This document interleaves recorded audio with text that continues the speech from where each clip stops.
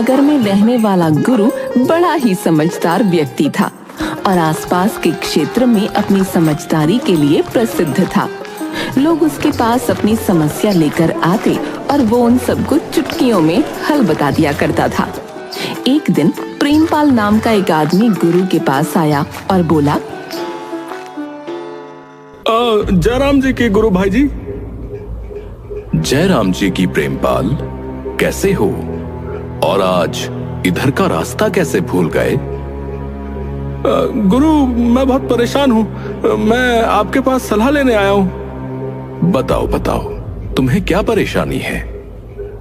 मेरी परेशानी जो है, मेरा घर है। मैं एक बहुत ही छोटे से घर में अपनी बीवी और 3 बच्चों के साथ रहता हूँ। घर में इतनी कम जगह है कि वहाँ रहना बहुत मुश्किल है, लेकिन इतने पैसे मेरे पास नहीं है कि बड़ा घर ले सकूं। अब आप ही बताओ कि मैं क्या करूं? प्रेमपाल की परेशानी सुनकर, समस्या तो तुम्हारी बड़ी है, परंतु अब तुम मेरे पास इतनी दूर चलकर आए हो तो इसका हल तुम्हें देना ही होगा। अच्छा, एक बात बताओ, क्या तुम्हारे घर पर मुर्गियां हैं? हाँ हाँ, है ना मेरे पास मुर्गियां। वो भी पूरी 10 मुर्गियां हैं। तुम अपनी मुर्गियों को कहाँ रखते हो? भाई, घर के बाहर रखता हूँ। और कहाँ रखते हैं मुर्गियों को, बताओ? आज से तुम उन्हें अपने घर के बाहर नहीं, घर के अंदर रखना। क्या क्या कहा तुमने? घर के अंदर? अरे दिमाग तो ठीक है। अरे भला मुर्गियों को कौन घर के अंदर रखता है भाई, है? देखो प्रेमपाल, तुम मेरे पास अपनी समस्या का हल लेने आए हो तो मैं जैसा कहता हूं वैसा करते जाओ, और वो भी बिना किसी सवाल के। ठीक है, ठीक है। जैसा आप कह रहे हो मैं वैसा ही करके देखता हूँ, परंतु मुझे मेरी समस्या का हल तो मिल जाएगा। मुझ पर भरोसा करके आए हो ना, तो अपना भरोसा कायम रखो। समस्या का हल मिल जाएगा। प्रेमपाल हैरान था, मगर उसने सोचा कि जैसा गुरु कह रहा है वैसा ही करके देखता हूँ। उस शाम घर पहुंचकर प्रेमपाल ने सारी मुर्गियां दड़बे में से निकालीं और घर के अंदर रख लीं। मुर्गियों के घर के अंदर आ जाने से उस छोटी जगह में उनका गुजारा और मुश्किल हो गया। 1-2 दिन किसी तरह बिताकर प्रेमपाल फिर से गुरु के पास पहुंचा और बोला, गुरु, आपने जैसा कहा वैसा मैंने किया। मुर्गियां घर में रख ली, लेकिन मुर्गियों के घर में आने के बाद तो और भी हाल बुरा है। बताओ अब मैं क्या करूं? तुम्हारे घर में बकरियां हैं? हाँ, मेरे पास पूरी 4 बकरियां हैं। तुम बकरियों को कहाँ रखते हो? अरे भाई गुरु, और कहाँ, घर के बाहर बांधता हूँ उनको। ठीक है, आज से तुम अपनी 4 बकरियों को अपने घर के अंदर ही रखोगे। प्रेमपाल हैरान होकर गुरु को देखने लगा। जैसा कह रहा हूँ वैसा करो। प्रेमपाल घर लौट आया और जैसा गुरु ने कहा था वैसा ही किया। सारी बकरियां घर के अंदर रख लीं। अब घर में और जगह न बची थी। सब के सब बहुत परेशान थे। कुछ दिन उसी तरह रहने के बाद प्रेमपाल फिर गुरु के पास पहुंचा और थोड़ा गुस्से में बोला, मेरा घर भर गया है। मुर्गे और बकरियों के कारण घर में रहना बहुत मुश्किल हो गया है। पाँव रखने को भी जगह नहीं बची है। तुम्हारे घर पर गधा है? तो क्या आप उस गधे को भी अपने घर में रख लूं? हाँ, रख लो। उस गधे को भी आज से अपने घर के अंदर ही रख लो। प्रेमपाल गुस्से में घर चला गया और गधे को भी घर के अंदर ही रख लिया। वो करता भी क्या, उसके पास गुरु की बात मानने के सिवा दूसरा कोई रास्ता भी नहीं था। मुर्गियां, गधे और बकरियों के साथ किसी तरह उसने और उसके परिवार ने कुछ दिन गुजारे। सब बहुत परेशान थे। जब रहा न गया तो तो प्रेमपाल फिर से गुरु के पास पहुंचा और बोला, ये कैसी सलाह दी है आपने मुझे? मैं तो आपकी बुद्धि की चर्चा सुनकर आपके पास अपनी समस्या का समाधान मांगने आया था, और आपने तो जीना ही मुश्किल कर दिया हमारा। मैं ही गधा था जो आपके पास सलाह मांगने आया था। हाँ। क्या घर में बिल्कुल जगह नहीं है? मैंने पहले ही तो बताया था कि मेरा घर बहुत छोटा है और हम इंसानों के रहने के लिए भी वहां जगह नहीं है। अच्छा, तो ये बात है। इसमें परेशानी की क्या बात है? एक काम करो, उन मुर्गियों, बकरियों और गधे को घर से बाहर निकाल दो। प्रेमपाल ने घर लौटकर मुर्गियों, बकरियों और गधे को घर से बाहर निकाल दिया। उसके कुछ दिन बाद वो फिर गुरु के पास आया।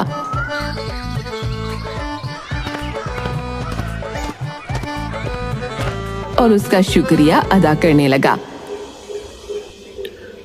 गुरु, आपने सच में कमाल की सलाह दी थी। हाँ, अब सच में मैं और मेरा परिवार उस छोटे से घर में बहुत खुश है। उन जानवरों को घर से बाहर निकालने के बाद हमें घर में काफी जगह मिलने लगी है, जहां हम आराम से रह रहे हैं बिना किसी शिकायत के। भाई, तुम्हें तो मुझ पर बिल्कुल भी भरोसा नहीं रह गया था, परंतु मैं अपनी योजना में सफल रहा और मैं तुम्हें तुम्हारी समस्या का समाधान दे पाया। आज तुमने सीख लिया है कि जो तुम्हारे पास है उसका सही तरीके से कैसे उपयोग किया जाए, किस तरीके से प्रबंध करें कि जो है उसके साथ खुश रहें। प्रेमपाल मुस्कुराता हुआ गुरु के गले लगता है और उसे शुक्रिया कहता है। दूसरी तरफ शहर में रहने वाला मंगलू अपने रिश्तेदार के घर शादी में आता है। मंगलू के चाचा पड़ोस में रहने वाले गुरु को मंगलू से मिलवाते हैं। बेटा गुरु, ये मेरा भतीजा मंगलू है, शहर में रहता है। धोबी घाट के पीछे वाली जो बस्ती है ना, वहाँ पेशे से धोबी है। अच्छा पैसा कमाता है और ऐश की जिंदगी गुजार रहा है। और कैसी ऐश की जिंदगी चाचा? अब तो 2 वक्त की रोटी मिल जाए तो ऊपर वाले का शुक्र है। अब क्या बात है, बड़े उदास शब्दों में बात कर रहे हो? हाँ चाचा, पहले तो धंधा बहुत अच्छा था, अच्छे पैसे कमाता था, लेकिन अब कुछ समय से धंधा मंदा चल रहा है। मंगलू पेशी से धोबी है। शहर में लोगों के कपड़े धोने के लिए लाता और नदी के उस पार जाकर कपड़े धोकर सुखाकर रात तक लौट कर आता था। कपड़ों को लाना ले जाना मेहनत का काम था, इसलिए मंगलू ने एक गधा भी खरीद रखा था और उसने उस गधे का नाम भी रखा था वीरू। मंगलू का गधा वीरू सब बोझ उठाता है। अब क्या बात है मंगलू? चाचा, काम अब धीरे धीरे मंदा पड़ता जा रहा है, क्योंकि लोगों ने अब अपने घर कपड़े धुलाई करने वाली मशीन को लगा लिया है, जिसके कारण अब धोबी की जरूरत लोगों को नहीं पड़ती है, समझे? अब यही कारण है ना तुम्हारी उदासी का? हाँ चाचा, क्या करूं, परिवार की जिम्मेदारी भी तो है। ऊपर वाले पर भरोसा रखो, वो सब सही कर देगा। मंगलू, मैं तुम्हारे चाचा को अपने पिता के समान समझता हूं। अगर तुम्हें कभी मेरी कोई जरूरत पड़े तो जरूर बताना। अब हाँ बेटा मंगलू, ये गुरु बड़ा ही होनहार है।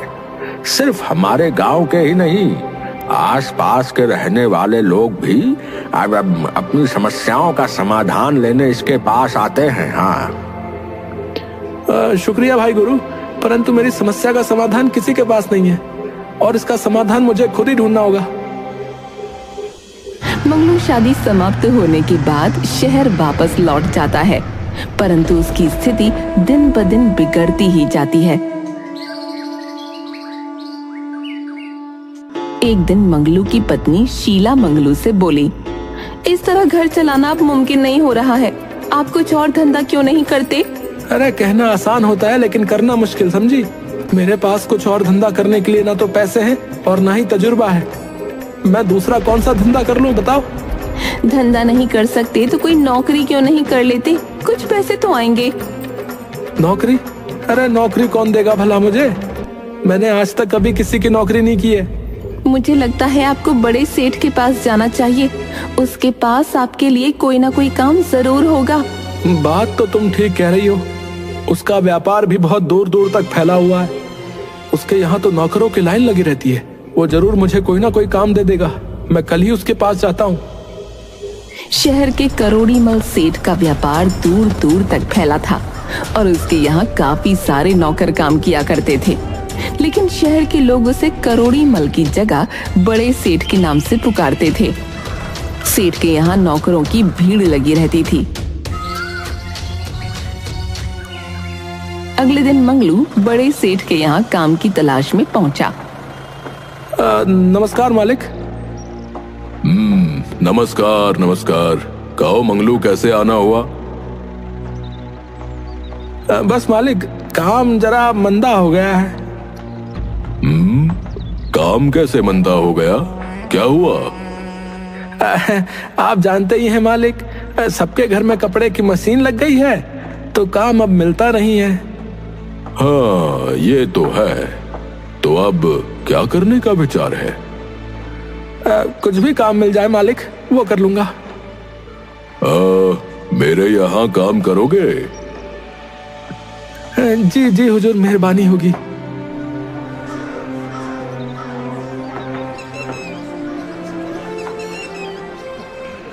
देखो मंगलू, तुम्हारी ईमानदारी के बारे में तो मैं जानता हूँ, इसलिए मैं तुम्हें माल पहुँचाने के लिए काम पर रख लूंगा। मुझे माल पहुँचाने के लिए आदमियों की जरूरत रहती है।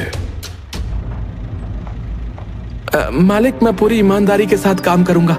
आपको शिकायत का मौका नहीं दूंगा। मुझे पता है और तुम पर पूरा विश्वास भी है, लेकिन इस काम के लिए तुम्हें किसी सवारी की जरूरत पड़ेगी। कभी कभी माल भारी भी होता है। मालिक, आप उसकी फिक्र मत कीजिए। मेरे पास माल की ढुलाई करने के लिए मेरा गधा वीरू है ना, वो इसमें मेरी मदद करेगा। सेठ ने मंगलू को माल पहुंचाने के लिए रख लिया। मंगलू अब सेठ के यहाँ काम करने लगा था। माल ढुलाई में वीरू उसके बहुत काम आता था। एक दिन मंगलू ने एक साथ 2 बोरे वीरू की पीठ पर रख दिए। बेचारा वीरू इतना वजन उठाकर बड़ी मुश्किल से धीरे धीरे चल रहा था। मंगलू गुस्से में वीरू की पिटाई करता है और उसे पूरा दिन न दाना देता है और न पानी।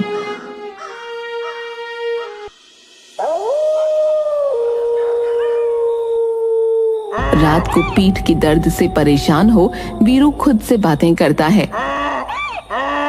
मैं तो इस मंगलू से परेशान हो चुका हूँ। न जाने इसे कितने पैसे कमाने हैं। ये सोचता भी नहीं, एक साथ इतना वजन मेरी पीठ पर रख देता है। ये सोचता भी नहीं कि मैं कैसे चलूंगा, और ऊपर से मेरी पिटाई भी कर दी सो अलग। इस पर भी इसका पेट नहीं भरा, ना ही मुझे दाना दिया और ना ही पानी। बस अब बहुत हो गया। अब मुझे इस अन्याय के खिलाफ आवाज उठानी ही होगी, वरना इसका अत्याचार तो मुझ पर बढ़ता ही जाएगा। एक दिन मैं इसे सबक जरूर सिखाऊंगा और अपनी इस पिटाई का बदला भी लूंगा। हाँ। मंगलू से बदला लेने की बात सोचते हुए बेचारा वीरू भूखा ही सो जाता है। दूसरे दिन भी बिना दाना पानी के दिन भर काम कराता है।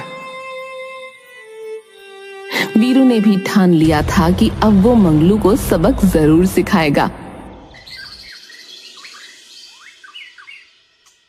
एक दिन की बात है, मंगलू को नमक की बोरी नदी के उस पार बाजार तक पहुंचानी थी। झटपट गोदाम से माल उठाया और वीरू की पीठ पर बांधकर मंगलू बाजार की ओर निकल गया। रास्ते में मंगलू खुद से बोला, बाजार जाने के लिए अगर मैं पुल की तरफ से जाऊंगा तो 6 किलोमीटर चलना पड़ेगा और उसमें समय भी अधिक लगेगा। एक काम करता हूँ, मैं नदी के रास्ते ही नदी पार करके बाजार चला जाता हूँ। समय भी कम लगेगा और काम भी जल्दी हो जाएगा। चलो अच्छा है, पानी के रास्ते जाऊंगा तो मुझे भी कम मेहनत करनी पड़ेगी, वरना ये मुझे 6 किलोमीटर जाना और 6 किलोमीटर आना, यानी 12 किलोमीटर चला कर ले जाता। देर से ही सही, पर ईश्वर ने इसे अक्ल तो दे दी। वीरू जैसे ही पानी में उतरा, उसने अपनी प्यास बुझाने की सोची। वीरू कुछ देर ठहर कर पानी पीने लगा। जैसे ही बाहर निकला तो पीठ पर वजन काफी हल्का था। वीरू खुद से, अरे मेरी पीठ पर रखी हुई बोरी का वजन अचानक से कम कैसे हो गया? बोरी तो किसी ने नहीं उतारी, परंतु ये पहले से हल्की हो गई है। लगता है ये जादू की नदी है। इसमें उतरने से मेरी पीठ पर रखी बोरी का वजन कम हो गया और शरीर भी हल्का हो गया है। वीरू की पीठ पर नमक की बोरी थी। वो पानी में रहने के कारण घुलकर बह गया। वीरू को समझ आया कि ये जादू की नदी है। इसमें उतरने पर वजन घट जाता है। वीरू ने अब नित्य निरंतर यही करने का अभ्यास बना लिया था। इस कारण मंगलू काफी परेशान रहता, क्योंकि सामान ठीक प्रकार से सही जगह नहीं पहुंचता। रास्ते में ही सारा माल बह जाता या खराब हो जाता। एक दिन सेठ करोड़ी मल मंगलू से बोले, हाँ मंगलू, आजकल तुम माल बराबर नहीं पहुंचाते हो, माल खराब हो जाता है। आखिर ये सब हो क्या रहा है भाई? सेठ जी, ये सब मेरे गधे वीरू की वजह से हो रहा है। वो नदी के रास्ते जाते वक्त नदी में उतर जाता है। मैं उसे कितना भी रोकता हूँ, पर वो नदी के पानी को देखकर प्यासा हो जाता है, जिसकी वजह से ये सब गड़बड़ हो रही है। देखो मंगलू, मैंने तुम्हें तुम्हारी ईमानदारी की वजह से रखा था, और अगर मुझे काम में शिकायत आएगी तो मैं तुम्हें काम से हटा भी सकता हूँ, समझे? इसलिए तुम्हें अपने गधे का जो करना है वो करो, लेकिन मुझे मेरे काम में कोई शिकायत नहीं चाहिए, समझे? ठीक है सेठ जी। घर जाकर मंगलू वीरू को बहुत पीटता है। क्या बात है, इसकी जान ले लोगे क्या आज? भला इतना क्यों मार रहे हो? अरे तुम्हें नहीं पता, कुछ दिनों से इसने मुझे परेशान करके रखा है। रोज सेठ का माल खराब करता है। इसकी वजह से मेरी नौकरी चली जाएगी। आखिर बात क्या है ये तो बताओ। मंगलू शीला को सारी बात बताता है। तो तुम इसे नदी के रास्ते ले ही क्यों जाते हो? अगर मैं इसे पुल से भी ले जाऊं तो भी ये नदी देखकर प्यासा हो जाता है और जबरदस्ती नदी में उतर जाता है। तुम एक काम करो, एक दिन के लिए गांव चले जाओ। वहां जाकर क्या करूंगा? तुमने बताया था ना चाचा के पड़ोस में गुरु के बारे में। हाँ, तुमने बिल्कुल सही याद दिलाया। मैं कल सुबह ही गुरु भाई के पास जाता हूँ और इस गधे का इलाज करता हूँ।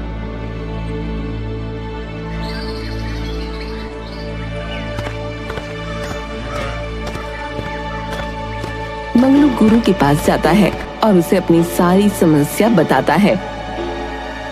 कोई बात नहीं मंगलू भाई, आप बिल्कुल फिक्र मत कीजिए। आप वापस शहर जाकर एक बोरी रुई भरकर वीरू की पीठ पर बांध दीजिएगा। उससे क्या होगा गुरु भाई? उसी से सब कुछ होगा। बस मैंने आपसे जैसा कहा है आप करिए। अरे आज तो मालिक ने मेरी पीठ पर काफी हल्का वजन रखा है। लगता है इसकी अक्ल ठिकाने आ गई। अब ये कभी मुझसे पंगा नहीं लेगा। चलो जल्दी समझ गया तो इसके लिए ही अच्छा है। वीरू खुशी से मस्तानी चाल में चला जा रहा था। नदी के पास पहुंचते ही वीरू अपनी आदत के अनुसार पानी में उतर जाता है और धीरे धीरे पानी पीकर आराम करता है। कुछ देर बाद जैसे ही वो बाहर निकला, उसकी पीठ पर वजन पहले से अधिक था। ये क्या हो गया? ये वजन तो आम दिनों की तरह कम होना चाहिए था, परंतु इस जादुई नदी में आने से बढ़ कैसे गया? मेरे तो पैर भी नहीं उठ रहे हैं इस वजन के कारण। मैं क्या करूं? मेरा शरीर तो वजन के कारण नीचे की तरफ बैठा जा रहा है। वीरू की समझ में कुछ नहीं आ रहा था। तभी मंगलू ने अपना डंडा उठाया और वीरू को आगे की तरफ चलने के लिए मारना शुरू कर दिया। चल चल आगे चल। अब समझ आया तुझे? तू रोज मुझे परेशान करता था, सेठ का सामान खराब करता था। आज मैं तेरी सारी गर्मी उतारूंगा। वीरू को अब समझ आ चुका था कि उसकी करनी का ये फल है। जिस प्रकार वो प्रतिदिन मंगलू को परेशान करता था, आज मंगलू ने बदला लिया है। आज की पिटाई के बाद फिर वीरू ने दोबारा कभी मंगलू को परेशान नहीं किया। जादुई नदी के चक्कर में वीरू की शामत आ गई थी।